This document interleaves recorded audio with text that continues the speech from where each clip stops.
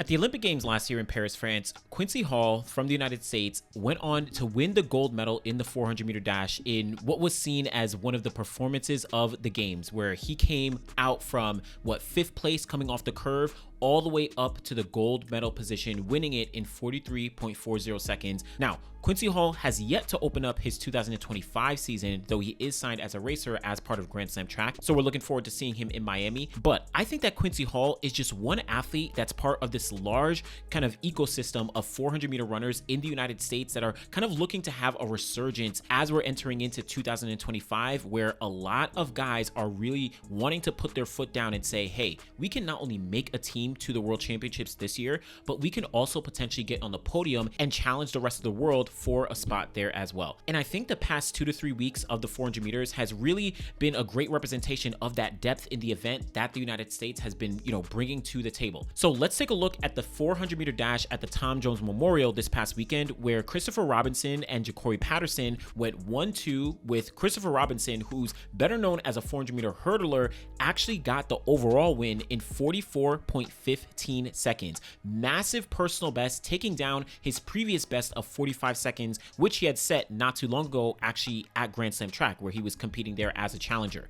But behind him, actually in a separate heat, Jacory Patterson ran in the first heat. He actually ran 44.27 seconds, which also significantly improved his personal best of 44.8 seconds, which he set all the way back in 2021. So both these guys getting into the 44 lows, going 1-2 in the world for 2025 so far, and really showing that, hey, listen, neither of us are actually sponsored right now. Christopher Robinson, not sponsored. Jacory Patterson, not sponsored. But we want to make sure that we're putting our foot down and leaving a mark on, again, the landscape of the 400 meters to say, hey, don't forget about us. Yeah, we were in the NCAA a couple years back, but do not forget about us. Chris Robinson, better known as a 400-meter hurdler, 2023 NCAA champion in the 400-meter hurdles. And last year at the Olympic trials, he actually got 4th place at the trials, just getting edged out by Trevor Bassett, who, shout out to Trevor. He actually just signed a professional contract with Adidas. So Christopher Robinson, he is one guy who's definitely on the radar. Who knows if he's going to focus on the 400 hurdles or the 400 after a performance like this? Listen, this is one for the ages. And shout out to Christopher Robinson for throughout history, for primarily 400-meter hurdlers. He's now, I think, the second fastest 400-meter hurdler in the flat 400 in history, only behind Angelo Taylor, who ran 44.05 seconds all the way back in 2007. That was actually at the USA Outdoor Championships, where he actually beat out LaShawn Merritt before both of them went on to the World Championships to win medals, where we saw Jeremy Warner got the gold, LaShawn Merritt got the silver, and then Angelo Taylor got the bronze medal. Again, Angelo Taylor was primarily a 400-meter hurdler, having won Olympic gold in 2004 and Olympic gold in 2008. So Chris Robinson is kind of entering into some rare territory. Shout out to Nat for the full stats I'll put up on the screen here. But Chris Robinson, really, really amazing performer here.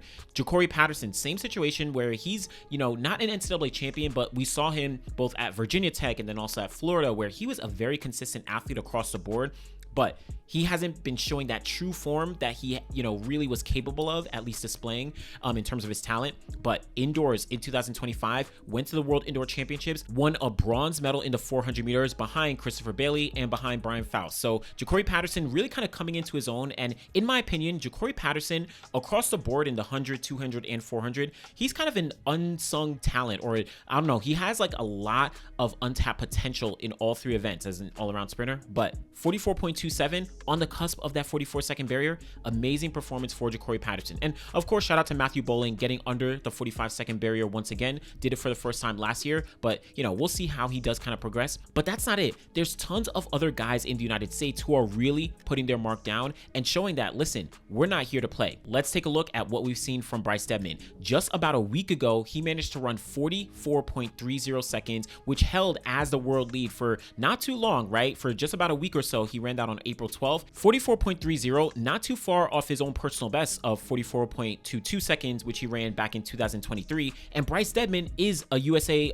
champion from 2023, went on to World Championships in Budapest. Unfortunately, didn't do as well at those championships individually, but he has had a lot of success in the past, whether it was when he was at Texas A&M or whether it was when he made it to the Olympics in 2021 and got medals on both the mixed relay and the 4x4, or in 2022 got medals on the 4x4 for the men. 2024 at the Olympic Games, got medals in the mixed relay and gold in the 4x4. Bryce Deadmon has been there, done that, but he is looking to not only make another team individually, but potentially get on the podium individually as well. He doesn't want to be relegated to a quote-unquote relay guy. He wants to get on the podium. Chris Bailey is now coming off winning a gold medal at the World Indoor Championships. He ran 44.7 seconds indoors, which is one of the fastest times ever by any athlete indoors in the 400. But at Grand Slam track, as a challenger, went to Kingston, Jamaica, ran 44.34 seconds, not too far off his own personal best of 44.3, which he set at the Olympic Games in Paris last year in the semifinals. He made the team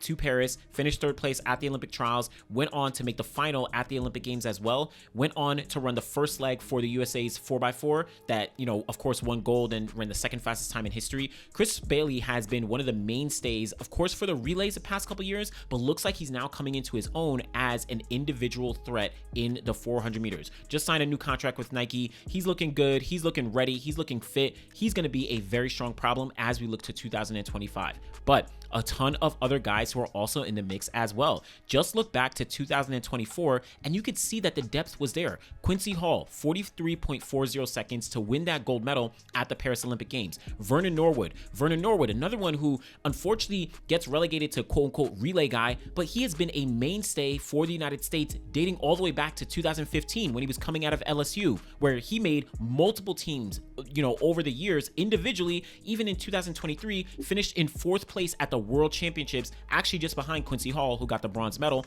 But Vernon Norwood, he's looking to make an individual team. He's looking to get, under 44 seconds. So he's always been a mainstay here. Michael Norman, yes, Michael Norman has kind of been up and down in terms of injuries. He made it to the past 2 Olympic Games, wasn't able to, and he made it into the finals, but wasn't able to actually get on the podium. 2022, he did get the gold medal in the 400 at those World Championships, but injuries have really taken him back. So we'll see if he's able to really get back into form. But of course, we know that he's a problem if he's in form. Quincy Wilson, the young kid, right? Like still in high school, still a junior in high school, 44.20 seconds last year, ran that down in Florida, actually just ahead of Bryce Deadmon. But is he going to be able to maybe even make a team or at least be competitive once again? We saw him run the relay at the Paris Olympic Games last year. He's still a junior and he's running 44.2, clearly in the conversation. Like I noted, Bryce Deadmon, this year he's already run 44.3. Chris Bailey, similar situation, already run 44.3, this year. Rai Benjamin, he's of course going to be on that 4x4, he's going to be in that conversation, not in the open 4, but 4x4 while he does the 400 hurdles.